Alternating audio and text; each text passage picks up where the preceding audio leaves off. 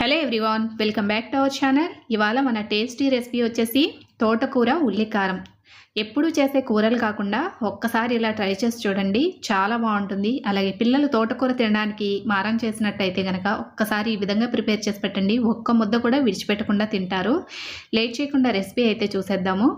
2 కట్టలు తోటకూర తీసుకున్నాను నేను ఇక్కడ.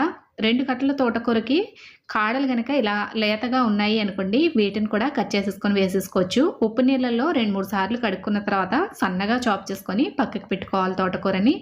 ఒక మిక్సీ జార్ తీసుకొని నేను తీసుకున్న 2 కట్టల తోటకూరకి 2 మీడియం సైజ్ ఆనియన్స్ని కట్ చేసి వేసాను. అలాగే ఇందులోకి 10 నుంచి 12 వరకు వెల్లుల్లి రెబ్బలు, రుచికి సరిపడా ఉప్పు, 1/2 టీ స్పూన్ వరకు పసుపు, 1 టీ స్పూన్ వరకు కారం మనం తినగలిగినంత అడ్జస్ట్ చేసుకొని వేసుకోవచ్చు. ఇవన్నీ కూడా బాగా మెత్తగా మిక్సీ పట్టుకోవాలి.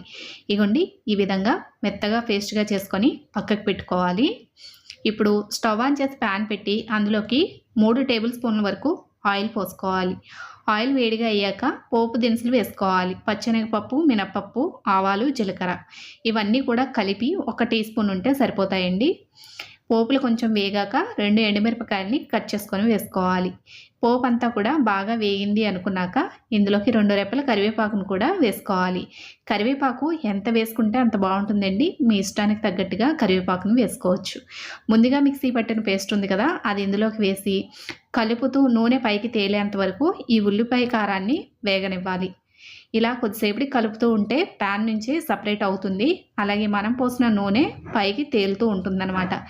ఈ టైంలో మనం ముందుగా చాప్ చేసి పెట్టుకున్న తోటకూరను వేసుకొని ఒక్కసారి గరిటెతోటి కలిపేసి మూత పెట్టేసి 10 to 15 మినిట్స్ మధ్య మధ్యలో కలుపుకుంటూ నూనె పైకి తేలేంత వరకు కూడా వేయించుకోవాలి. ఇంక ఈ తోటకూరలో నీళ్లు పోసే అవసరం ఏముండదండి. ఆ తోటకూర నుంచి వచ్చే నీళ్లతోనే తోటకూర అనేది చక్కగా ఉడికిపోతుంది. అడుగంటకుండా మధ్య మధ్యలో కలుపుకుంటూ ఉంటే కనుక తోటకూర వేపుడు అనేది మాడిపోకుండా మంచి ఫ్లేవర్ తోటి ఉంటుంది. ఏమాత్రం కొంచెం మాడినా కానీ టేస్ట్ అంతా మారిపోతుందండి. అందుకని మధ్య మధ్యలో కలుపుకుంటూ ఉండాలి. కొద్దిసేపటికి ఈ విధంగా రెడీ అవుతుంది. మరలా మూత పెట్టి ఇంకా మెత్తగా అయ్యేంత వరకు ఫ్రై అవనివ్వాలి. కొద్దిసేపటికి తోటకూర ఉల్లికారం ప్యాన్ నుంచి ఇలా సపరేట్ అవుతూ నూనె అనేది కనిపిస్తుందండి. ఇంకా మనకి ఈ కర్రీ అనేది రెడీ అయిపోయినట్టే. ఈ కర్రీని చపాతీతో కానీ లేకపోతే వేడివేడి అన్నంతో కానీ ఎలా తీసుకున్నా కూడా చాలా బాగుంటుంది. అలాగే వర్షాకాలంలో కాస్త వెల్లుల్లిని ఎక్కువగా తీసుకుంటూ ఉండాలి కదా, వెల్లుల్లి ఎక్కువగా తీసుకోవాలి అన్నా కూడా ఇలాంటి కర్రీస్లో ఎక్కువగా వేసుకొని చక్కగా తినొచ్చు అనమాట. వేడివేడి అన్నంతో కానీ చపాతీతో కానీ సర్వ్ చేయండి, ఒక్క ముద్ద కూడా విడిచిపెట్టకుండా తింటారు. చాలా బాగుంటుంది. ఇవాళ రెసిపీ మీ అందరికీ నచ్చిందని అనుకుంటాను. నచ్చినట్టయితే లైక్ చేయండి. కొత్తవారు అయితే కనుక ఛానల్ సబ్స్క్రైబ్ చేసుకోండి. మరొక మంచి రెసిపీతో మరలా కలుస్తాము. Thanks for watching.